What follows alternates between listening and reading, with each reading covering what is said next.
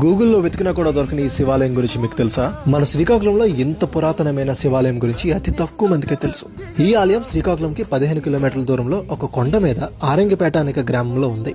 ఈ కొండని ఎక్కగానే ఈ పురాతనమైన శివాలయంతో పాటు మరికొన్ని దేవాలయాలు కూడా దర్శనమిస్తాయి. ఈ కొండ మీద నీళ్లు కూడా ఎప్పుడూ ఊరుతూ ఉంటాయి. ముందుగా విఘ్నేశ్వరుడి ఆలయం, నవగ్రహ ఆలయం, దుర్గా అమ్మవారి ఆలయం, ఉమా నీలకంఠేశ్వర స్వామి ఆలయం మరియు అయ్యప్ప స్వామి దేవాలయాలతో పాటు ఈ భీమలింగేశ్వర స్వామి ఆలయం దర్శనమిస్తుంది. ఇది సుమారుగా 1000 సంవత్సరాల క్రితం రాతి కట్టడంతో నిర్మించబడిన దేవాలయం.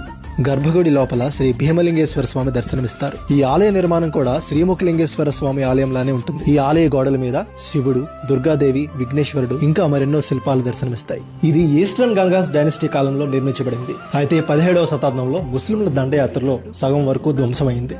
ఇక్కడ ధ్వంసమైన భాగాన్ని పునర్నిర్మిస్తే బాగుంటుంది. అలానే ఈ కొండ మీద చూస్తే చుట్టూ పచ్చని చెట్లు, పంట పొలాలతో ప్రకృతి సోయగాల్ని ఆస్వాదించవచ్చు.